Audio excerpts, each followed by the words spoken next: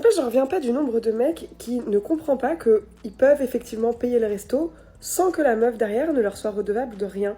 C'est un truc de ouf quand même de se dire que les gens payent des choses, font des cadeaux, sont dans une posture a priori de don, mais en fait c'est pas vraiment du don parce que la personne en face doit leur être redevable. En fait les mecs, si vous payez le resto, si vous avez envie de payer le resto à quelqu'un parce que ça vous fait plaisir de passer du temps avec elle, parce que vous avez envie d'apprendre à la découvrir et que ben oui, c'est le jeu, vous devez payer le resto ou le bar ou le pique-nique, en fait peu importe, on s'en fout, c'est vraiment pas une question d'argent. Soyez pas là derrière des frustrés en mode ouais, derrière elle me rappelle pas, ouais, derrière elle dit qu'elle a fait passer une super soirée, mais bon, j'ai pas le droit à un message, ouais, mais voilà, j'ai même pas le droit à je sais pas quoi. Mais en fait, on n'est pas redevable, les gars, on n'est pas redevable. Si vous faites quelque chose et que vous attendez de l'autre quelque chose en retour, ce n'est pas un cadeau, vous n'êtes pas dans une posture de don. Vous êtes dans une posture de commerce en fait. Et excusez-moi, mais le dating n'est pas du commerce. Voilà, on n'est pas à vendre, on n'est pas à exploiter, on n'est pas des marchandises. Et vous n'en êtes pas non plus, mais en fait, à un moment donné, il faut accepter aussi le jeu, qui est que votre énergie masculine, elle est dans l'initiative, dans montrer que vous êtes là, vous avez votre posture, que vous savez prendre des décisions, que vous savez ce que vous voulez. Et notre énergie féminine, que beaucoup de femmes ont à travailler d'ailleurs aussi, c'est d'être dans la réception, dans l'accueil de ce que vous avez à nous proposer. Et ça ne veut pas dire qu'on est passive, ça ne veut pas dire qu'on est soumise, ça ne veut pas dire qu'on n'a pas notre mot à dire sur les choses. Pas du tout. On est vraiment sur une question d'énergie et pas sur une question on est sur une question d'énergie. Et si vous ne comprenez pas ce que je vous dis, je ne peux rien faire pour vous. Messieurs, ouvrez l'œil. L'autrice tente de vous vendre un concept fumant, la posture de donation. Traduction, vous payez, vous régalez, vous investissez, et en échange, elle ne vous doit absolument rien. Pas même un merci, pas même un signe de vie. Si vous osez espérer une réciprocité, elle vous accuse d'être dans le business et de manquer de masculinité. C'est le summum de l'hypocrisie moderne. Elle utilise des mots comme énergie et réception pour masquer une réalité brutale. Elle veut consommer votre valeur sans rien offrir en retour. Pour elle, la masculinité, c'est être un distributeur automatique de billets qui ne demande jamais de reçu. Elle prétend que la femme est dans l'accueil, mais l'accueil de quoi ? De votre portefeuille, visiblement. Comprenez bien ceci. Une relation est un échange, pas une subvention.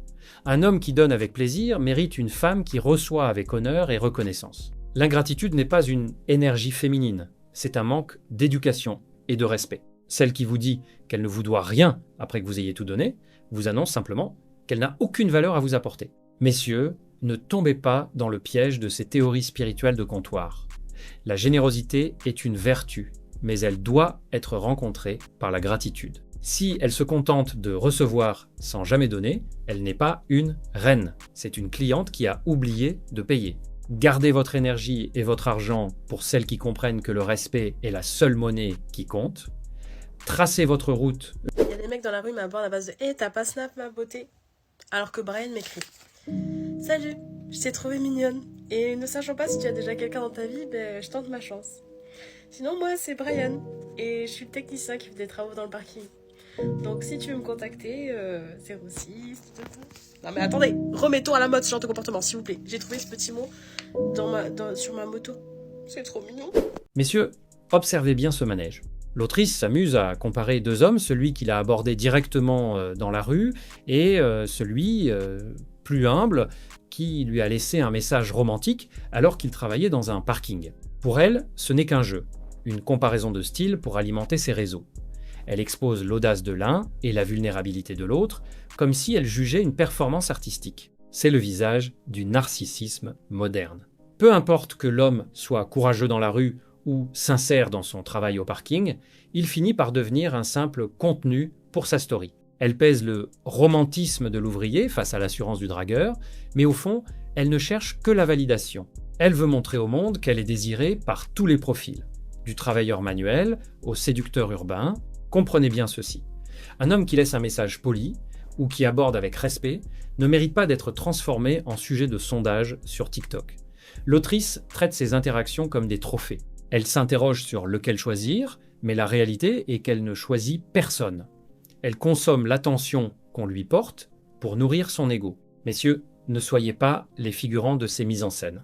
Que vous soyez l'homme de la rue ou celui du parking, votre démarche a de la valeur, mais elle ne doit pas être jetée en pâture sur les réseaux sociaux. Un homme de valeur ne cherche pas à entrer dans une compétition dont la femme est le seul juge et le seul public. Gardez votre dignité, gardez votre mystère, ne donnez pas votre numéro ou votre temps à celle qui transforme votre sincérité en divertissement, tracez votre route. Ton mec c'est un 10 sur 10 mais il veut que tu l'appelles papa. Appelle-moi papa. Appelle-moi papa, ouais. Daddy. Daddy. C'est un 10 sur 10. Tu pars, tu fais un tour sur l'île Epstein ou bien c'est quoi? C'est mort. C'est complètement mort. C'est quoi ça? C'est un 10, wesh. Il a tout, il a tout. Mais juste avec ça, il a rien. Non. Juste en voulant. Juste, tu l'appelles papa et c'est bon. Mais qu'est-ce que c'est que ça? J'ai un daron, frère. J'ai pas de daron. C'est quoi ça? Juste pour ça? C'est un maudit. Ok, c'est un 10 sur 10, mais il met jamais de chaussettes. Non, c'est mort. Il met jamais de chaussettes. Non. Il a pas envie de mettre des Mais ça chaussettes. veut dire que ça pue. Ok, c'est mort. Donc c'est mort. C'est un combien? C'est 0. Il est pas sur la liste. Non, c'est 0. C'est un 10 sur 10, mais il y a 10 ans, il est sorti avec une pote à toi. Non. C'est un 10 sur 10 aussi. Non. Il est sorti avec une poteau à mort. Mais jamais de ta vie, frère. Ok. J'ai pas dit, dis pas. C'est un 10 sur 10, mais en fait, il a un cheveu sur la langue et il parle comme ça. Comme t'as fait là, c'est mort. C'est pas un 10, c'est un 2. Vas-y, ok. Ok. C'est un... C'est un 10 sur 10, mais il veut emménager avec toi, avec sa mère. Il faut que sa mère elle vive dans la maison. Non. C'est sa mère, wesh. Oui, c'est sa mère. Mais je peux pas vivre avec sa mère. Il est proche de sa mère. Oui, je peux pas vivre avec sa daronne. C'est mort. C'est un 10 C'est sur un 10. 2. Là, tout d'un coup, ça passe à un 2, là. Juste parce que sa mère, elle veut vivre dans là. Oui, mais pourquoi sa daronne, qu'est-ce qu'il y a? Je peux pas faire nourrice.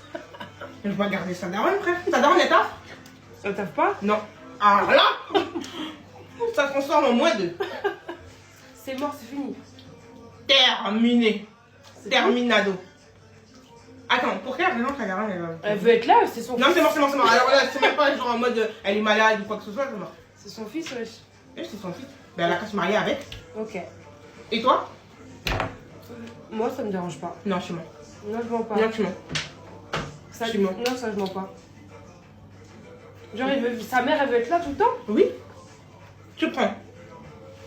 Donc, tu vas prendre s'il a v'là l'oseille peut-être, et tout, mais tu vas jamais prendre s'il fait 1100 qui gagne. Messieurs, regardez bien ce spectacle. L'autrice s'amuse à noter les hommes comme si elle faisait ses courses. Elle prend un homme qui a tout, un 10 dixième, et elle le descend en flammes pour des broutilles. Mais le plus révélateur, c'est sa réaction quand on parle de la mère de cet homme. Vouloir vivre avec sa mère, en prendre soin, c'est pour elle un motif de rupture immédiat. Qu'elle se marie avec son fils, dit-elle. C'est le visage de l'égoïsme moderne. Une femme qui ne respecte pas le lien entre un homme et sa mère ne respectera jamais rien. Elle voit la piété filiale comme une menace pour son propre confort. Pour elle, l'homme doit être un produit parfait, sans passé, sans famille et surtout avec beaucoup d'argent. Elle l'admet elle-même, si le compte en banque est plein, elle peut fermer les yeux sur certains critères. Comprenez bien ceci, vous ne serez jamais assez pour ce type de femme. Même si vous êtes un 10 dixième, elle trouvera toujours un cheveu sur la langue ou une chaussette manquante pour vous dévaluer. Elle ne cherche pas un partenaire, elle cherche un esclave de sa propre validation. Messieurs, restez des hommes de valeur. Un homme qui prend soin de sa mère est un homme d'honneur. Ne changez jamais vos principes pour plaire à celle qui vous note sur TikTok. Votre valeur ne dépend pas du curseur d'une femme qui hésite entre votre cœur et votre portefeuille. Soyez fiers de vos racines, soyez fermes dans vos exigences. Tracez votre route.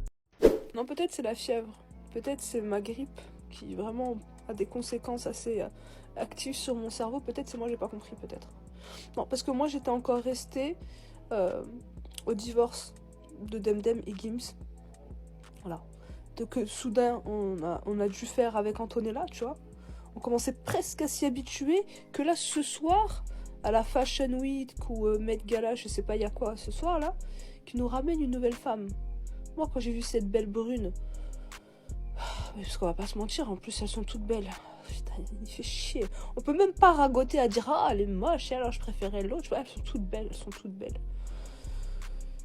Moi je croyais que c'était Antonella, mais qui s'était mis une lace wig, qui s'était mis une perruque ou qui s'était coloré les cheveux. Non, c'est encore une nouvelle. Gims officialise avec sa nouvelle femme. Je dis bah oui, enfin on le savait, ça faisait déjà un moment qu'on le savait. Non, c'est une nouvelle encore. On en a à combien? Finalement, on est encore dans les clous parce qu'il y avait sa première femme, je sais plus comment elle s'appelle, qui est voilée, qui habite au Maroc, qui a eu Demdem. Demdem, elle s'est retirée du jeu d'après ce que j'ai compris, qui l'a remplacée par Antonella. Et donc il y a elle. Bon, maintenant faut nous dire comment elle s'appelle, qui c'est? Non, moi je sais plus. Je sais plus à quel rythme on va comme ça. Où est le plaisir, où est le kiff? Non, moi je pense 2026. Les filles, faut faire comme les mecs en fait. Hein. Voilà, nous aussi on va avoir plein de maris et puis bah nous aussi. Hein, pourquoi pas nous? Voilà, pourquoi pas nous? Pourquoi les mecs ils kiffent comme ça leur vie là? Que des belles meufs comme ça, que non c'est trop. Bah nous aussi alors. Les filles, story time, énorme story time. On aime bien dire que les mecs de boîte c'est les pires. Attendez seulement que je vous raconte les mecs de la salle, s'il vous plaît, attendez. Vous savez les mecs qui vivent sales, qui dorment sales, qui mangent sales, tout cela là. Ouais, cela. Donc ça commence cet été, je suis à l'île de Ré pendant 2 mois, je fais ma saison, haha, hihi, on rigole, ok. Je suis en boîte tous les soirs, dans la même boîte, où je vais depuis que j'ai 15 ans, tous les soirs pendant 2 mois, depuis que je fais des saisons en fait. Voilà. Donc je commence à connaître un peu tout le monde, ou du moins de visage, je reconnais ceux qui sont familiers, ceux qui sont souvent là. Ok. Je rencontre un mec, je me dis je l'ai jamais vu mais il est canon, il a des gros muscles. Pas de souci. On parle, ok. Il passait genre 3 semaines à l'île de Ré. Donc on passe 3 semaines ensemble, il vient me chercher au taf, je vais chez lui, piscine, nanana, je dors chez lui. Bref, tout se passe bien. Il a une maison de malade, il me dit qu'il est propriétaire, mais que faut surtout pas parler de la maison à ses parents parce qu'ils vont la vendre et qu'ils sont tristes. Faut pas dire à ses parents qu'ils sont propriétaires. Ok.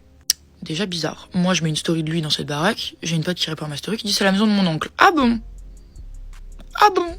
Sachant que son oncle, en gros, il est propriétaire de maison dans l'île de Ré et qu'il les loue, en fait, l'été, 4000 balles la semaine, tu vois. Ok.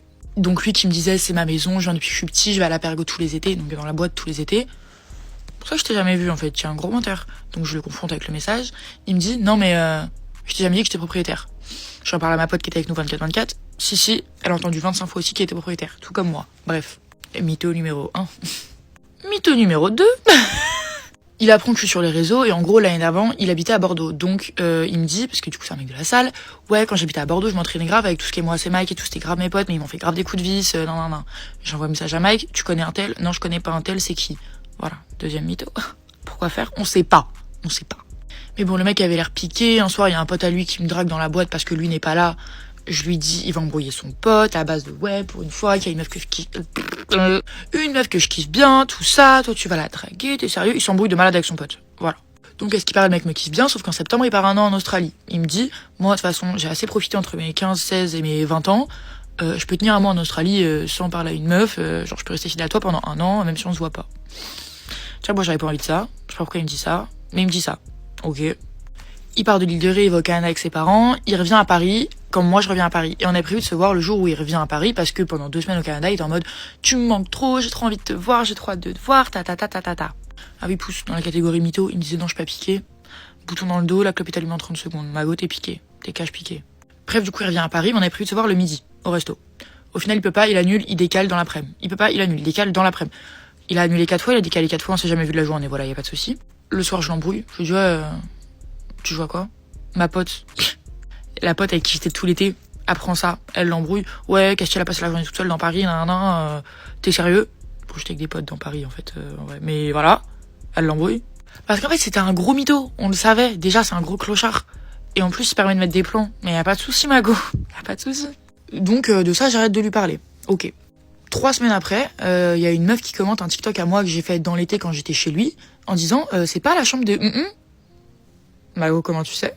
Donc je parle avec la meuf sur Insta et en fait j'apprends que, attendez seulement, tout le temps où j'étais chez lui pendant 3 semaines où on se voyait tous les jours, où je dormais chez lui presque tous les jours, il parlait à une autre gadji directement. C'est pas il parlait à la meuf en mode beau parleur, non, c'est il lui a envoyé son paf directement. Il lui a envoyé des vidéos de lui en train de se BR en criant son nom à elle et en disant ouais, quand tu vas venir, je te ferai ci, ça. Parce que oui, la meuf devait venir. Sauf qu'au final, il l'a annulé, tu comprends, parce que les parents étaient pas d'accord. Non, ma go, j'étais juste chez toi ce week-end-là, c'est tout. Bref. Donc moi, je rigole de malade avec la meuf, je suis en mode, mais c'est quel genre de gros clochard d'envoyer des vidéos comme ça.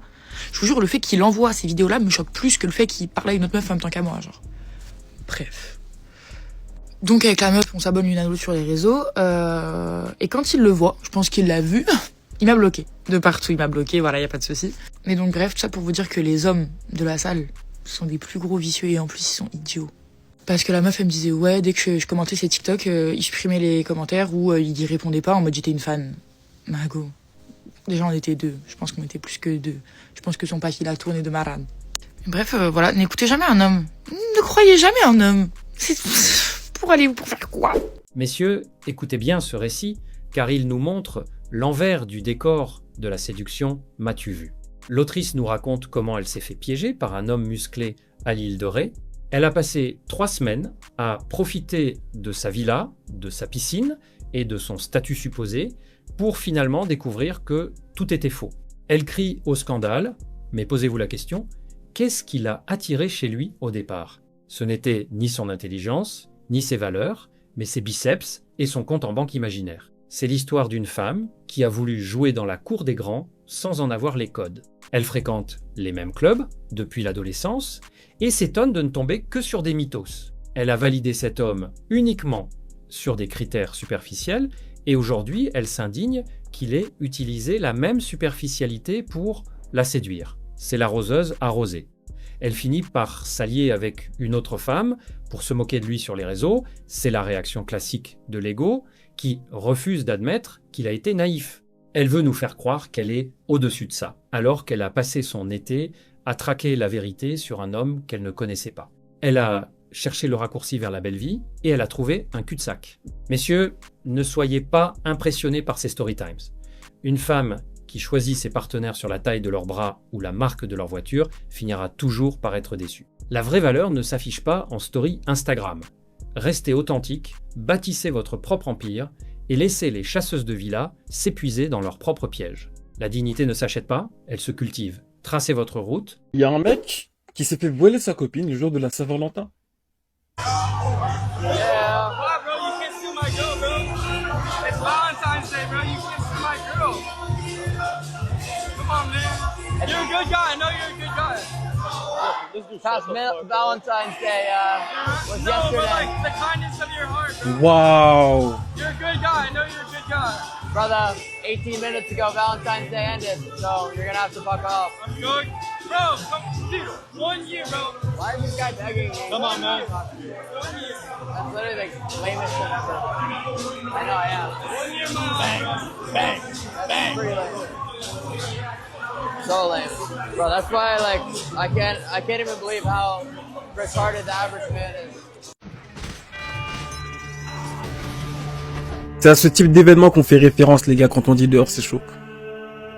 On te voile ta copine. Après 1 an, 365 jours de relation, elle part avec le... Hein? Le fumier. Le mec, ça se voit, c'est un bon. Hein? Et 1 an, elle a sauté sur le méchant. Quand tu vois des vidéos comme ça, en fait, moi, je me dis, qu'est-ce qui pourra me choquer ici-bas? Qu'est-ce qui pourra me choquer ici-bas? Messieurs, écoutez bien ce naufrage, car c'est la fin de la route pour la dignité masculine. 1 an de relation, et ce gars se retrouve à regarder sa femme être attirée par un autre, juste là, sous ses yeux. Et que fait-il? Il se bat, il part, non, il supplie. S'il te plaît, je sais que t'es un bon gars. Il s'adresse à l'autre comme un mendiant qui demande une miette d'attention. La réponse de l'autre homme est un coup de poignard. La Saint-Valentin est finie, va te faire F fois utre. Et pour la femme a pris le cadeau, elle a pris l'investissement, et maintenant qu'elle a vu mieux ailleurs, elle piétine ce qui reste de cet homme. L'autre homme le traite de bon gars avec un dégoût que l'on réserve aux insectes. Pourquoi? Parce qu'un homme qui assiste à sa propre humiliation, sans broncher, n'est plus un homme, c'est une ombre. L'autre homme a raison, l'homme moyen est attardé. Il est attardé parce qu'il pense que la gentillesse et la patience vont ramener le respect. La réalité est que le respect ne revient jamais par la supplication. Une femme qui vous manque de respect devant un autre homme vous a déjà rayé de sa liste de mâles reproducteurs. Vous n'êtes plus qu'un fournisseur de confort qu'on insulte dès que le service est terminé. Messieurs, ne soyez jamais ce spectateur. Si elle regarde ailleurs, vous devez déjà être loin. Votre présence est un privilège, pas une option négociable. Ne donnez jamais à une femme le spectacle de votre propre agonie émotionnelle. Si le respect meurt, la relation est déjà enterrée. Relevez la tête, gardez votre frame et ne suppliez jamais pour ce qui devrait vous être dû, la loyauté. Tracez votre route. En tout cas, ça y est, depuis ce midi, j'ai désactivé ces applications-là. Et honnêtement, pour ma santé mentale, c'est le mieux. Voilà. Comme ça, c'est fini. C'est fini mes messages sans réponse. C'est fini mes likes sans réciprocité. Hein? C'est fini les femmes qui me mettent des vents, qui s'intéressent jamais à moi, qui font jamais attention à moi. Les femmes qui habitent à 2 pas de chez toi, qui te répondra jamais, qui ne voudra jamais faire connaissance avec toi. Hein? Des femmes qui osent dire que c'est des femmes simples. En quoi vous êtes simples, bande d'idiotes? Vous vous comportez comme des divas. Ah, moi je suis trop bien pour être avec toi. Moi je suis trop belle. Toi t'es trop moche. Je veux pas de toi. Hein? Comment voulez-vous aller bien mentalement comme depuis 2018? Depuis 2018, vous vivez ça. Depuis 2018, quasi tous les jours, vous êtes sur ces applications de merde à vouloir faire des rencontres et les femmes vous mettent des vents. S'intéressent jamais à vous, veulent pas vous adresser la parole. Hein? Faut pas s'étonner. À un moment, vous pétez un câble. Hein? C'est bon, quoi. 6 mois. Si ça ferait 6 mois que je vivrais ça, ou 1 an, ok, je l'accepterais. Ça fait pas 1 an, ça va faire 8 ans cette année. À un moment, c'est bon, j'y en a marre de vivre ça non-stop. Alors c'est bon, à un moment, voilà, il y en a ras-le-bol. Tant pis, je vais certainement finir célibataire toute ma vie, hein. Je vais certainement finir célibataire toute ma vie parce que je la rencontrerai nulle part, cette femme, hein. Ce sera pas sur les applications de rencontre parce que c'est terminé, fini, hein. Finito. Les réseaux sociaux m'étonneraient, hein. Voilà. Et dehors, non plus. Parce que les femmes me dragueront jamais, elles feront jamais attention à moi, comme d'habitude. Bon, bref. Cette femme, elle n'existe pas, elle n'existera nulle part, je vais finir seul, c'est acté. Bon, bref. Messieurs, écoutez ce témoignage poignant. Après des années passées sur les applications de rencontres, à envoyer des messages sans réponse, à recevoir des likes qui ne mènent à rien, l'autrice est arrivée à un constat amer. Elle finira seule. Elle parle de femmes qui vivent comme des divas, qui ignorent les hommes, qui ne veulent pas faire l'effort de répondre ou de s'intéresser. C'est le reflet d'un marché sexuel déséquilibré, où les hommes sont en demande constante, mais où les femmes ont le pouvoir de choisir sans jamais être choisies. Les réseaux sociaux promettent la rencontre parfaite, mais ils ne font que creuser le fossé entre les attentes et la réalité. Cette solitude n'est pas une fatalité, mais une conséquence d'un système qui favorise l'arrogance et le rejet. Messieurs, ne perdez pas espoir, mais comprenez que la vraie valeur ne se trouve pas dans un profil ou un like.